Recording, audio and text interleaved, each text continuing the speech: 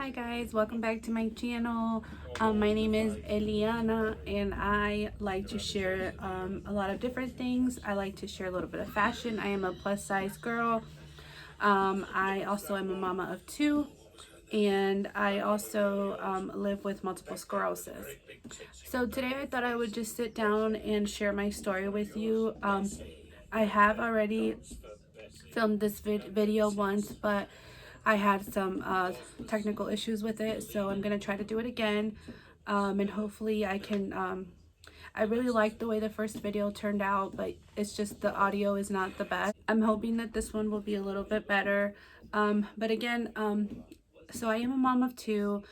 I was diagnosed with multiple sclerosis back in 2014. So I've been living with it for a few years, but I believe that I have had it for longer than that. I had my first relapse when I was 18, which was back in '05. But at that time, I had just graduated high school, and I just woke up one morning and I could not feel the left side of my body. My face was numb, my arm, my leg, like the whole left side. And at that time in my life, I didn't have any health insurance because I was just out of high school, working like retail, so I didn't really have any type of medical insurance. Um, and I was getting ready to apply for college and stuff like that. So I remember I went to the hospital a couple times to the ER because I didn't know what was wrong with me. And they ran like some CAT scans and did blood work, but they couldn't find anything wrong with me. So I didn't get a diagnosis. They just kind of set me on my way. I ended up being referred to a neurologist, but like I didn't have insurance. I had to do like a front pay. I think my parents paid like $250 for the first visit, and really it was for nothing because he basically wasn't able to run any more tests because I didn't have insurance, and he wasn't able to give me anything, no answers. So we went home, and I want to say I was like that for maybe like 2 months, where I could not feel my arm. I was in pain. I had really bad like headaches, like on my, it was just awful. But I would get really bad like pains, even like when I would be in the shower, just the shower water hitting my head would hurt so bad. And I want to say I lived like that for about 2 months, and then the symptoms started just to kind of fade away. But I still dealt with like pain and stuff like that, weakness, but I just figured that that was just something that I had. So then when I was let me see. So then my life continued. You know, I ended up getting married. I ended up working and everything, but I struggled. Like, I remember when I would come home, sometimes I would cry because my body would hurt so bad. And I didn't know like what was wrong with me. I just thought that I had like just bone pain, like arthritis or something, because I worked in a nursing home. So my pain was, you know, I did heavy lifting and stuff like that. So I figured that's what it was from. And then I ended up having my son, and you know, I remember that I would still have a lot of pain like that and stuff. But when I was in about 2014 was when I had another episode. My son at the time was 3. I remember we went to like a little Father's Day cookout with our church that we were going to, and we were just sitting out in the like picnic area, and it was like a hot day. And then out of nowhere, my right side of my body just started feeling tingly and like kind of like heavy. Like, I remember sitting at the table, we were eating, and then I could feel like I felt like my body was slouching this way because it felt so heavy and because I couldn't hold myself up. And then within like minutes, I want to say, like, it started like this, and then within minutes it got really bad. It got really bad. I ended up telling my husband like we need to go, because I remember I got up and I couldn't even walk anymore, and I'm like, I think it's this heat. I think I'm just really hot. I think we just need to go home. So we ended up leaving, and the car ride from there to we went to my parents' house afterwards to see my dad for Father's Day. I want to say the ride is about 15 to 20 minutes. I could barely hold myself up. And I remember my parents asking me like what was wrong with me. Did I fall at the park? Did something happen? And I was like, no. I said, I don't know. I said, maybe it's this heat, but I just feel like really weak and tired, and like my arm and leg feel really heavy. So we ended up going home, and I had a follow-up visit the next day with my regular doctor anyway. So I figured I would just let her know like how I was feeling and, you know, go from there. And then, but that night I do remember in the middle of the night, I got up to use the restroom, and since my leg, I couldn't feel it, I fell. Like I fell to the ground. I lost my footing and I fell. So I knew something was wrong. I just didn't know what. But I did know that it felt similar to what I had when I was 18, but it was a little bit different because there was more pain, and it was more like my leg felt heavy, like just like it was the weight, it felt really weighted in my arm. So I went to my doctor, and she's a very good doctor. She's amazing. And I told her what I was feeling, and I told her everything. And I shared with her that I had experienced something similar to this a few years before. And I was just trying to tell her. And by that time, when I was in there, my speech was kind of like already a little bit like slurry. I knew what I wanted to say, but the words weren't coming out the way I wanted them to come out. And she told me right there and then, she's like, I think you have multiple sclerosis with everything you're describing and how you've had similar symptoms in the past. I think this is what's going on, but we need to run some tests to make sure. And I remember when she told me that, it was like, I knew what multiple sclerosis was because like I worked in a nursing home. I took care of people that had that disease. You know, I was I was aware of it. I just didn't know it could happen to somebody so young like me. And I couldn't believe it. I was like, could this be what's wrong with me? So she ended up scheduling an MRI. She said I needed an MRI and that they would be able to tell from that, you know, what to do. So she sent me home. They got the MRI scheduled like 2 weeks out. I remember that day, and I was like, man, that's a long time to wait, not knowing what's wrong with you. I was still working home health at the time, so I'm like, you know, I can't feel my legs. Like, what am I gonna do? And I remember that things were just getting harder for me.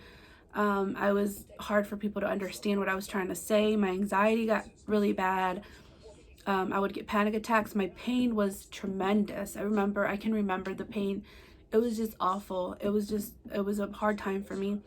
So I ended up calling her back like a day later, and I explained to her all these things. I'm like, I'm having a hard time speaking. I'm having a hard time just with my pain, my anxiety. And so she ended up sending me some medication to help me. And she did something where she was able to move my MRI a few days closer, like a day close. Like I had originally, it was like 2 weeks out. And then when I had called her, she was like, you know what, they can get you in this tomorrow. I think it was the next day.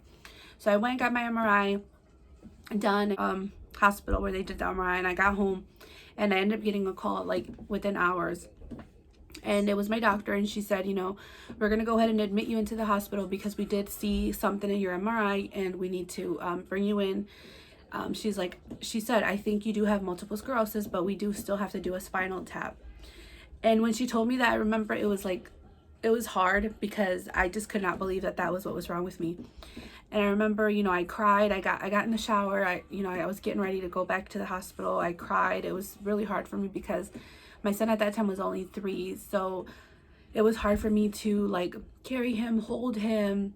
And he didn't understand at that age. I mean, he knew mommy was sick, but it was still really hard times.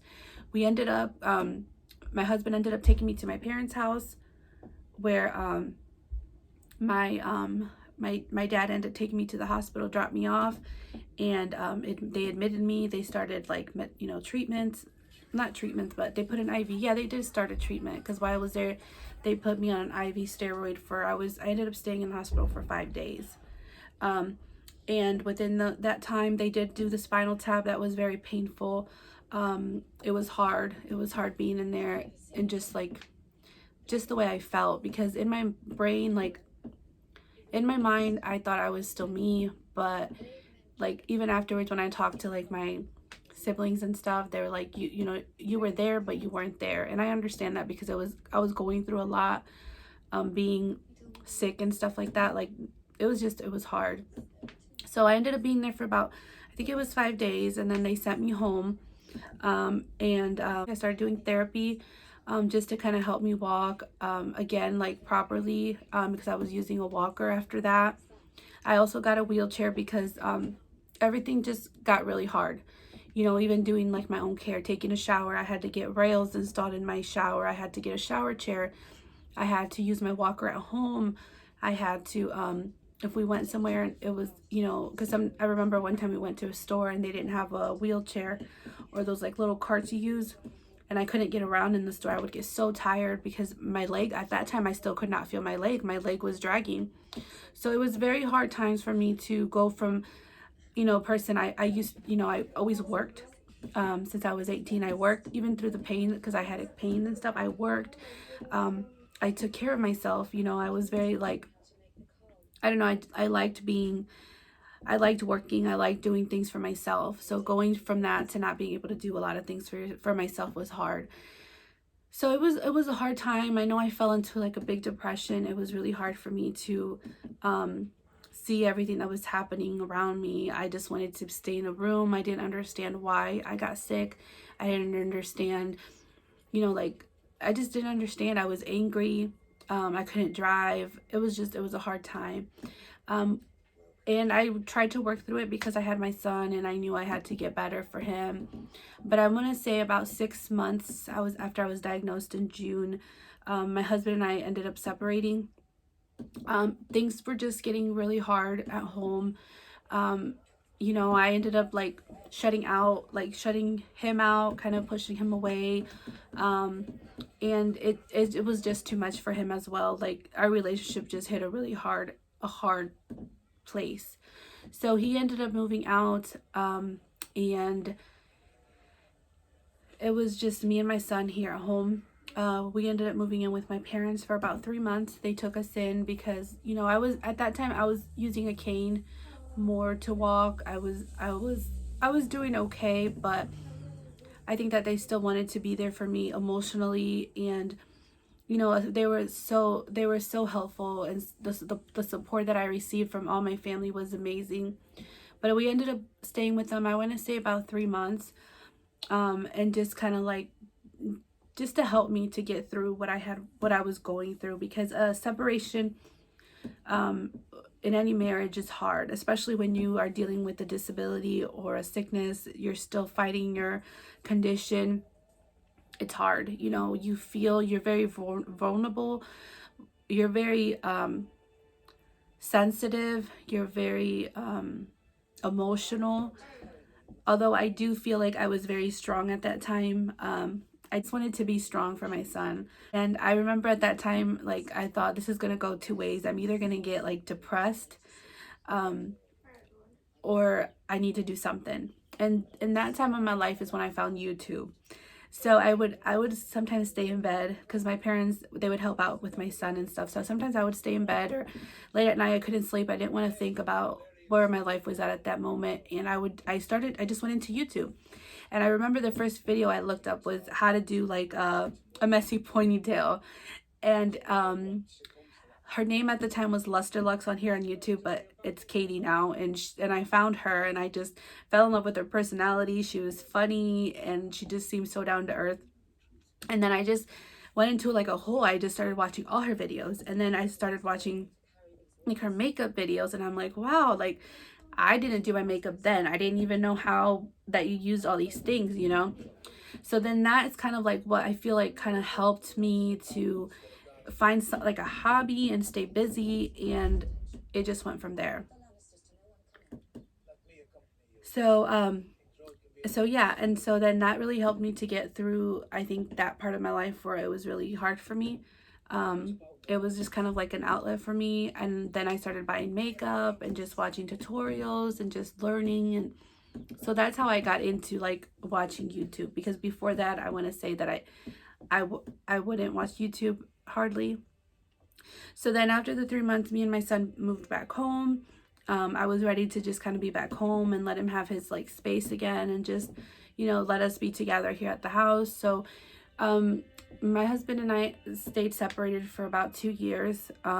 So yeah, because he left in 2015, so he was gone all 15, mostly all of 16. And then we just worked through our issues. We worked through our, you know, where we were at in our lives.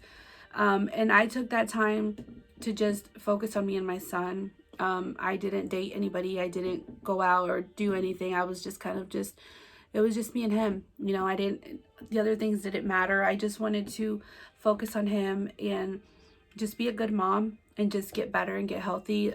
Just get my disease under control, get on, you know, stay on medication, try to do the best I could do to be there for my son. Because at that moment in my life, I thought, you know, that's all I have is him, and he just has me, so I have to do what is best for him. So I just focused on him, and I just, you know, just tried to get better.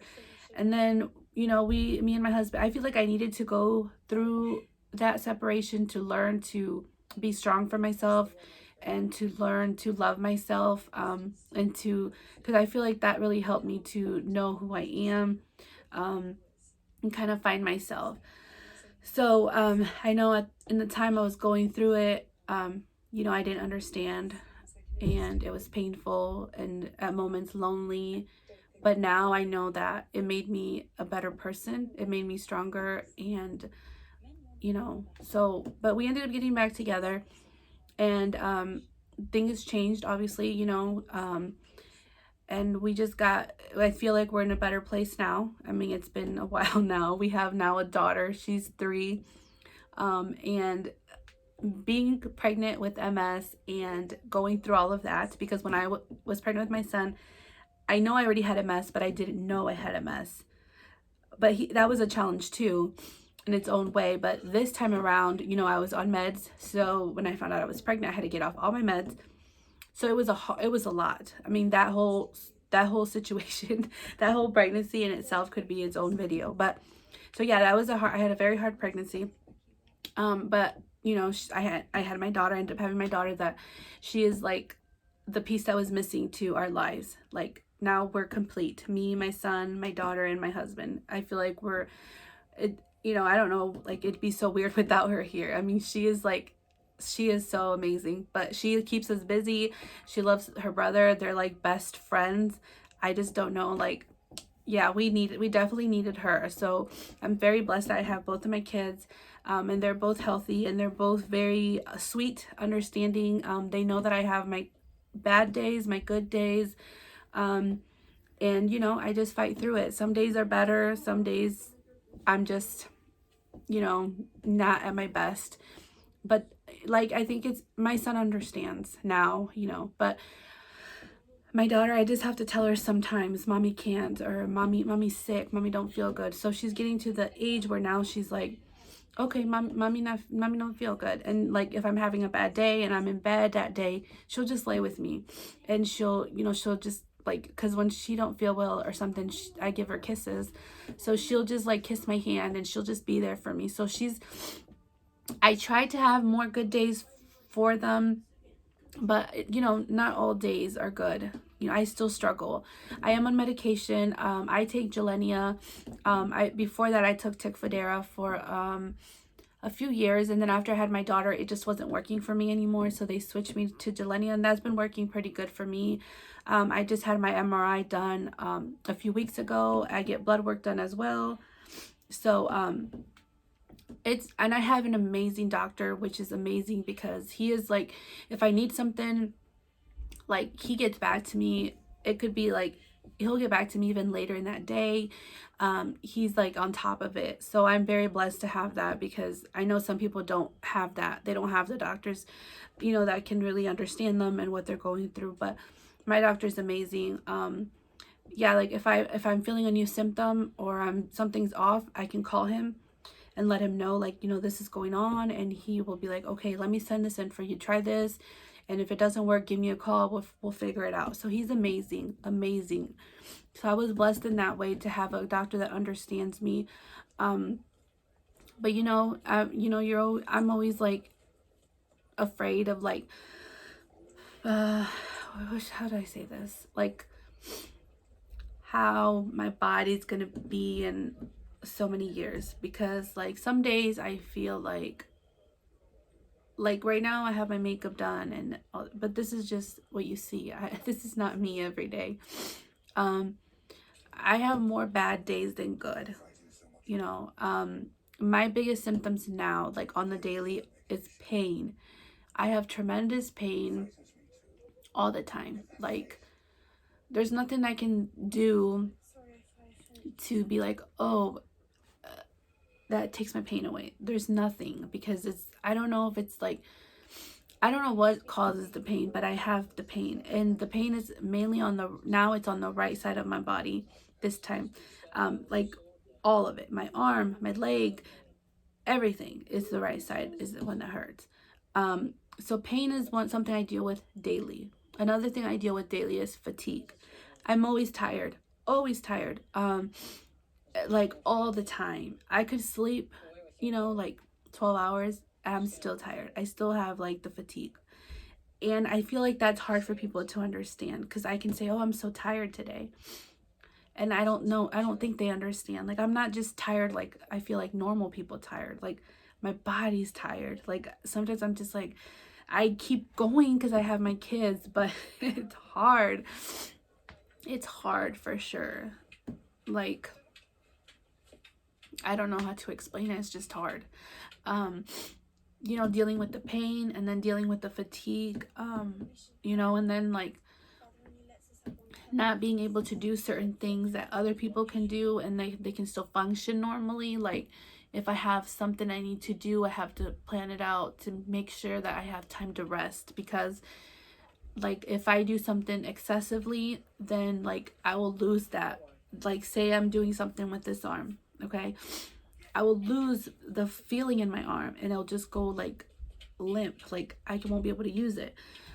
It could be as easy as like getting something to drink. If I've overused that arm, I cannot lift a cup, So just little things. Like, I really, if I have something to do that day, I will plan to that evening just do nothing and rest, because of that, or I will pay for it the next day.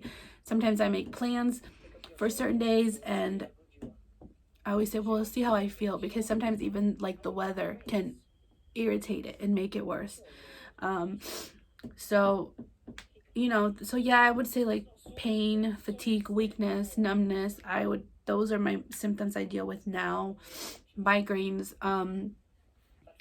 stuff like that. But I have good days too. Good days that I try to take advantage of and spend them with my family, my kids, my parents, my husband. I try to make the most of it. I try to be the best mom I can be for them, because that's what I want them to remember, that even though when I have those hard days, that I'm still trying the best I can for them, because they're kids. They don't understand. So that's my goal, is just to be the best mom I can be for my kids, and be the best example for them, because no matter what comes, we have to keep going. We have to keep fighting through. So yeah, that's pretty much my story, and pretty much how I found out I had MS and how I deal with it now. Currently right now, like I said, I don't know if I would say more good days. I think I have more bad days, but I try to make the best out of it. So, that's just where it's at, I guess. Sometimes I feel like my body is like, I'm 35, but like I feel like okay, sorry about that. But like I was saying, yeah, sometimes I feel like I am 35 years old, but I do feel like my body sometimes is like 80 years old. So I don't like to think too much about the future. I kind of try to focus on the now. But I hope that they find a cure for MS. I really do. I know that I have relapsing and remitting MS. So, I know that there's people that every person with MS, it's different. So I know some people, their case is different than mine. So that's just how it is. Sorry. So, yeah. And I know everybody that does have MS, it's different for everyone. So it's hard to compare one person's story or situation to someone else. I'm happy that I do have good days. I'm thankful for, being able to have a good doctor, being able to be on medication. And I just hope for the best. I hope that they can find a cure for all of us that are fighting this disease. And that, it just, because I know that living with something like this can be hard. And not just MS. I know there's other diseases out there that are hard, that other people live with as well. So I just encourage you, you know, I hope my story can help you in some way. Just to don't give up, you know, just keep fighting. Um, and I like to think of today, the present. Um, I mean, obviously, I'd like to think about my children growing up and all those things. You know, I look forward to seeing all those things. I just don't like to picture the part of how I will feel or where I will be. I pray that I'm in a good place. I pray that my body and my health is in a good place. But it's hard for me to think that far, to think like, well, where will I be in 5, 10 years? You know, will I still be walking? You know, it's hard for me to think about that stuff. So I like to live in the moment, in the present, and just take it all in all the time with my loved ones, my family, because we just never know, you know. So if you know, if you found this video, I just hope that my story can help you in any way. And you know, it's okay to have bad days too, and it's okay to cry sometimes, and it's okay to, you know, have those moments, but shake it off, you know, and keep going forward, because I hope that this video was helpful in some type of way. I hope me sharing my story with you can help you maybe to share your story with someone, and just to be there, you know, to be there for someone that might need you. I don't know. I mean, I hope you guys got something from this video. I hope that it turned out good. I hope you guys heard everything I said.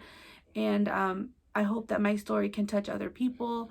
If you have any questions, I mean, you can put them down in the comments. I am happy to answer them. Um, and so, yeah, thank you so much for staying till the end. Thank you so much for watching. Thank you so much for being here, for supporting me in this journey that I've begun, sharing my life with you guys and putting everything out there. I appreciate it. I appreciate your time. I appreciate you just taking the time, you know, taking the time to watch my video or hit a like or share it with someone else. Like, that just means everything. So thank you so much, and I will catch you in my next video. Bye.